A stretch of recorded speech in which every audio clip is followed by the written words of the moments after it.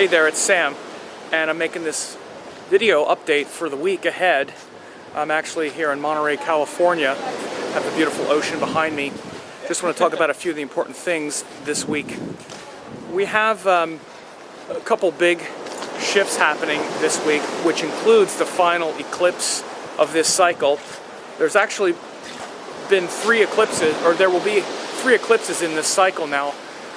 Two lunar eclipses and the one solar eclipse. So we're having the last of the lunar eclipses on Friday this week, and that will happen in Scorpio in the sidereal zodiac on Friday. So we want to plan for that eclipse on Friday. I'll talk more about that when it comes up. But a few other things that are happening. We've recently had so many planets in Aries. Sun, Mercury, Venus, Mars, the South Node were all in Aries, several weeks ago. They've all moved into Taurus now, except for Mars, who's at the very end. And even Mars will move this week into Aries. So that will happen, I believe it's on Thursday. He's finally completely in Taurus. So that's a big shift away from that Aries kind of, maybe a little bit stressful at times. But certainly that kind of dynamic individual quality. We're actually transitioning from that kind of self-interested dynamism to a more other-oriented approach, and one that also has more to do with sharing what we've been able to build and accomplish, and sharing that with others, and connecting that with family, connecting that with culture and other things that are important to us.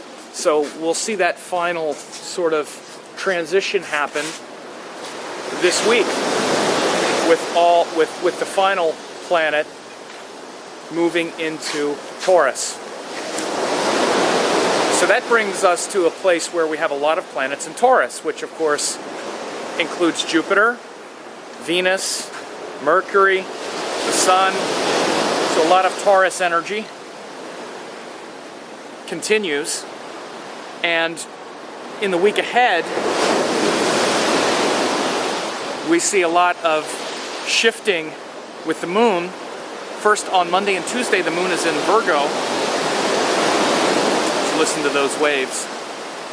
Monday and Tuesday is very auspicious in the sense of having an aspect from Jupiter onto the moon.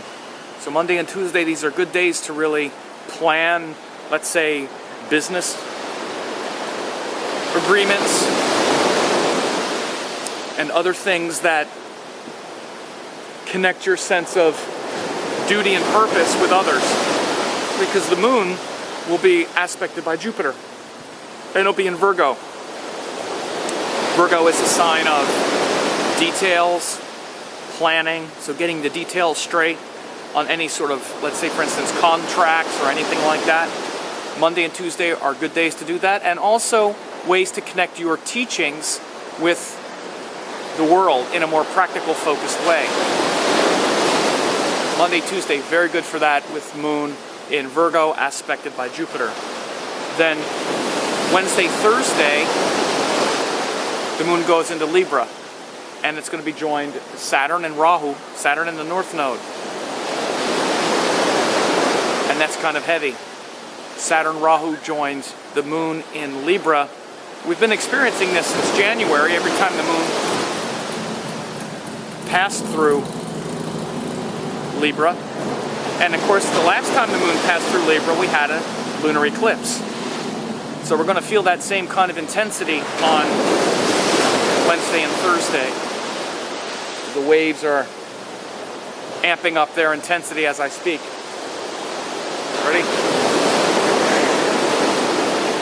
So Wednesday and Thursday, the moon in Libra joins Saturn and Rahu. And of course, moon in Libra is about others. Connecting your heart to others in a cultural sense, in a personal sense, and where you become less interested in your own feelings and your own emotions, which is the moon, and wanting to see how to honor another person's values and ideas and wishes as well. That's the currency of Libra. That's where we benefit in the Libra areas of life. In the Libra areas of life. So Saturn and Rahu bring some pressure there. And on Wednesday, Thursday, we could feel that. On Wednesday and Thursday, you may feel those areas where you're disconnected from people because of your own desires being more important and your inability to compromise. Pay attention to that. Then Friday, we have the eclipse in Scorpio. Lunar eclipse in Scorpio. It's a wide orb of that eclipse because we also had the lunar eclipse last month when the moon passed through here. So it's a wide, what's called penumbral eclipse. But nonetheless, the moon is debilitated in Scorpio and it's eclipsed. So again, Libra comes before Scorpio. Libra shows our need to compromise with others. You see, the signs build on each other. Libra is the need to compromise and harmonize our energy with others. Based on how we're able to do that, we have the Scorpio area of life, which can mean intense, powerful, devotional love that's solid and fixed and unshakable, that leads to deep emotional strength because it's fixed water, or it can show where our motives are very self-interested. And then the Scorpio area of life becomes a fear-based thing, where we fear losing those things that we have an emotional stake in. And it's always a sort of variation on a theme. This is how astrology works. It vacillates between those things. Because, for instance, let's say as it relates to a love relationship, when we're truly honoring another person's wishes and ideals, and there's harmony and balance in our relationship, we don't have as many of those Scorpio fears and jealousies and worries that they'll leave. The Scorpio fears, jealousies, and worries come because we're not doing the Libra stuff very well. Think about it. Situations where you have that mutual respect with another person, which is what Libra is about, you don't worry they're going to leave because you know they're free. They're free to leave, they're free to give, there's freedom abound. There's freedom in abundance. So the Scorpio area of life then just leads to deep connection. But if there's not that freedom, if there's not that harmonious interaction, then the Scorpio area of life is like, uh-oh, I might lose this. So how do I control it?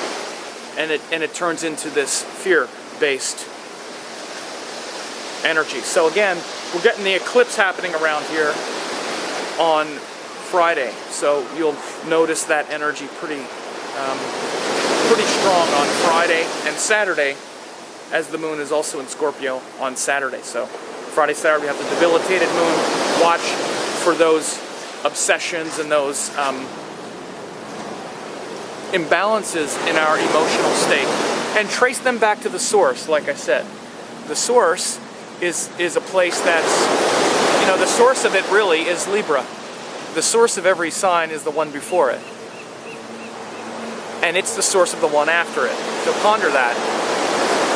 And on Sunday, the moon goes into Sagittarius, which comes after Scorpio. And so the moon in Sagittarius on Sunday has a more hopeful, inspired outlook because we've gone through the imagined fears and stresses of Scorpio, and now we're looking at a more hopeful, philosophical purpose. What happens in Sagittarius is we need to find an answer. We look for an answer. And Scorpio is where we can tend to doubt ourselves and doubt things and get carried away with ourselves. So Sagittarius is much more philosophical and where we find an answer. Yet the first nakshatra in Sagittarius is called Mula, and it's related to the goddess Kali, which is about uprooting darkness, fear, and ignorance, and destroying that which isn't working anymore. So Sunday could be an intense day, albeit an inspiring one. So big week ahead. The second half of the week especially, Wednesday, Thursday, Friday, Saturday, some intense times with the moon joined Saturn and Rahu on Wednesday, Thursday, and then the moon debilitated and eclipsed on Friday, Saturday. But again, Monday, Tuesday, that nice aspect from Jupiter onto the moon in Virgo is important and uplifting, especially for connecting your vision and what you want to communicate and what you want to say, which is Virgo stuff, with the world. Because Jupiter connects, especially if you're operating from a higher purpose or operating for a higher purpose. So it's great for teachers, counselors, even business people who are trying to advance their mission, especially if their business is based on a mission. So beyond that, Mars moves into Taurus this week. So by the end of the week, we'll feel less of that Mars intensity like we felt in Aries, and a more calm and peaceful approach with a lot of planets in Taurus. So leave me some comments, let me know what you think.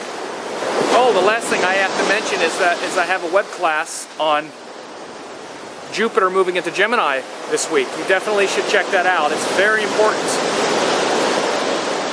Jupiter's going to be moving into Gemini at the end of the month, and it'll be there for the next year. So you need to know about this. You need to check this out. You need to really understand how Mercury and Jupiter relate, how Jupiter moving into Gemini is going to affect your philosophies and principles and teachings, and what you should focus on spiritually. On the web class, I'm going to talk about all 12 of the zodiac signs, including yours, and what you can expect for the next year with Jupiter going through Gemini. Very important. And I'm also going to teach how to see that yourself. Because there's very specific techniques that allow us to see what determines how the planet is going to operate in the sign, and I'm going to show you that in action on the web class. So have a great week. Be in touch.